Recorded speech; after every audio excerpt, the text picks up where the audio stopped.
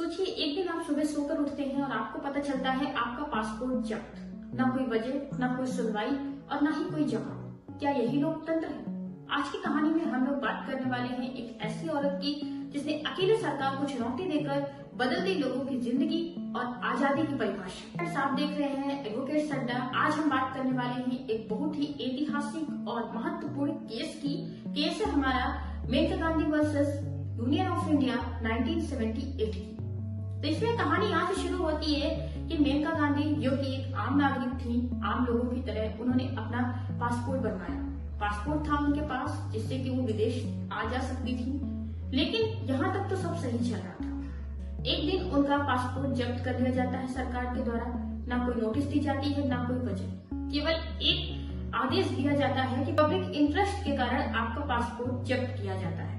यह सिर्फ एक केस नहीं था बल्कि एक फैसला था आर्टिकल 21 का। आर्टिकल 21 में इस केस में बहुत कुछ बदलाव किए गए।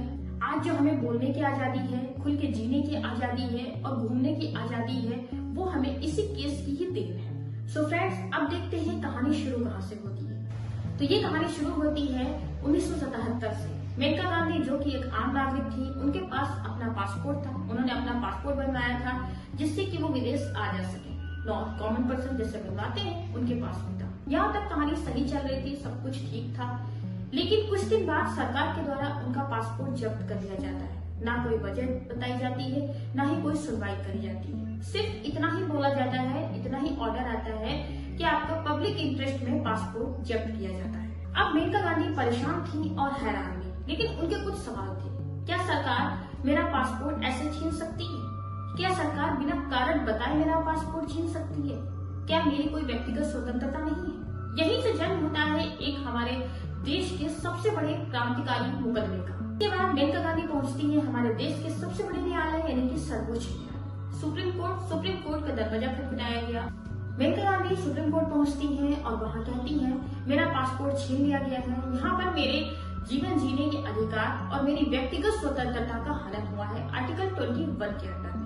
यहाँ पर सरकार के तर्क थे कि हमने ये जो भी किया है, इनका पासपोर्ट जब्त किया है, वो कानून के तहत किया है। सरकार के कानून के तहत ये हमने कानून के तहत किया है। पासपोर्ट एक्ट के अंदर में यही बताया गया है कि पासपोर्ट जब्त करने का कारण बताना जरूरी नहीं है, हम किसी का भी पासपोर्ट जब्त कर सकते हैं। यानी कि सरकार ताकतवर और नागरिक कमजोर। यहाँ पर सुप्रीम कोर्ट ने कहा कि क्या बिना कारण बताए आप किसी का भी पासपोर्ट जब्त कर सकते हैं? ये तो सरकार की यानी कि पासपोर्ट एक्ट की मनमानी हुई।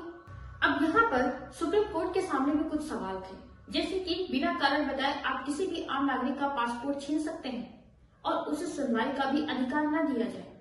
आर्टिकल 21 जो कि लाइफ और लिबर्टी की बात करता है, वहाँ पर उस समय आर्टिकल 21 का मतलब था प्रोसीजर एस्टेब्लिश्ड बाय लॉ, यानी कि वे कानून जो कि संसद के द्वारा बनाए गए हैं उनको लोगों पर लागू किया जाएगा और उनमें कोई इफेक्ट नहीं करेगा। उससे पहले आर्टिकल 21 में यही बताया गया था कि संसद ने जो भी कानून बनाए हैं वो लोगों के लिए सही है और लोग उनका पालन करेंगे, लोग उनको मानेंगे। लेकिन सुप्रीम कोर्ट ने यहाँ पर ये फैसला दिया कि ऐसा जरूरी नहीं है, कानून बनना ही सही नहीं है, बल्कि कानून का सही तरीके से बनना सही है। सुप्रीम कोर्ट ने यहाँ पर कानून बनाने के 3 नियम बताए।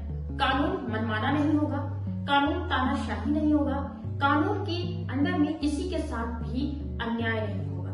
ये 3 चीजें जब सही होंगी तभी कोई कानून लोगों पर अप्लाई किया जाएगा, यानी कि वो कानून लागू किया जाएगा। दूसरा सिद्धांत जो यहाँ पर सुप्रीम कोर्ट ने दिया वो ये दिया कि किसी को भी बिना सुनवाई के सजा ना दी जाए। जब भी किसी को सजा दी जाए तो पहले तो उसे नोटिस दी जाए, उसके बाद उस पर सुनवाई की जाए और उसे भी अपने हक में बोलने का अधिकार दिया जाए। यहाँ पर कोर्ट ने 3 जो हमारे मेन आर्टिकल हैं, आर्टिकल 14, आर्टिकल 19 और आर्टिकल 21। 14 जो कि इक्वलिटी का राइट देता है, 14 जो कि इक्वलिटी का राइट देता है यानी कि समानता का अधिकार। 19 हमारा जो अनुच्छेद 19 है वो हमें बोलने का अधिकार देता है, यानी कि स्वतंत्रता है हमें बोलने की। और आर्टिकल 21 जो कि लाइफ और लिबर्टी यानी कि सम्मान के साथ जीवन जीने का अधिकार देता है। ये तीनों आर्टिकल एक कॉमन पर्सन के लिए ट्रायंगल है, गोल्डन ट्रायंगल है, गोल्ड है, जो कि उसे इस देश में हक से जीने का अधिकार देते हैं। सो फ्रेंड्स, इस तरह से मेनका गांधी की जीत होती है। सुप्रीम कोर्ट ने सरकार को फटकार लगाई और कहा पहले नोटिस दें, फिर सुनवाई करें और उसके बाद किसी नतीजे पर पहुंचे। किसी भी व्यक्ति को अपने पक्ष में बोलने का अधिकार दिया। सुप्रीम कोर्ट ने यही कहा कि आप बिना वजह बताए किसी का पासपोर्ट नहीं छीन सकते। एक आम नागरिक ने सरकार को झुका दिया और आर्टिकल 21 के मायने ही बदल गए। आर्टिकल 21 में बहुत कुछ चेंजेस हो गए जो कि आज भी वही चले आ रहे हैं। इस केस के बाद आर्टिकल 21 में सिर्फ जीवन जीने का अधिकार ही नहीं बल्कि सम्मान के साथ जीवन जीने के अधिकार को जोड़ दिया गया। आर्टिकल 21 में जोड़े गए कुछ अधिकार हम जान लेते हैं। सम्मान के साथ जीवन जीने का अधिकार, शिक्षा का अधिकार, साफ पर्यावरण में जीवन जीने का अधिकार, कानूनी सहायता पाने का अधिकार, निजता का अधिकार और स्वस्थ जीवन जीने का अधिकार। ये सारे अधिकार आर्टिकल 21 में इसी केस के बाद से जोड़े गए। अब हम आर्टिकल 21 के कुछ एग्जाम्पल देख लेते हैं। जैसे कि पुलिस आपको बिना कारण बताए गिरफ्तार करे तो यहाँ पर आर्टिकल 21 के आपके वायलेशन है। अगर डॉक्टर आपका इलाज सही ढंग से ना करे या फिर करे ही ना, तब भी यहाँ पर आपके आर्टिकल 21 का वायलेशन है।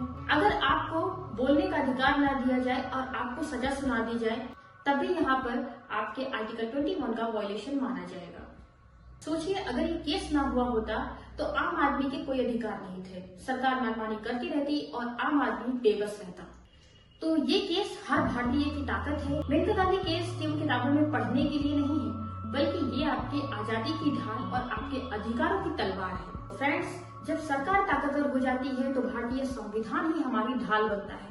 तो अगर ये केस आपको समझ में आया हो, आपको अच्छा लगा हो, तो हमारे चैनल को सब्सक्राइब करें, वीडियो को लाइक करें और ऐसी वीडियो इस चैनल पर आपको मिलती रहती हैं। फिर मिलते हैं किसी नए केस के साथ। Thank you.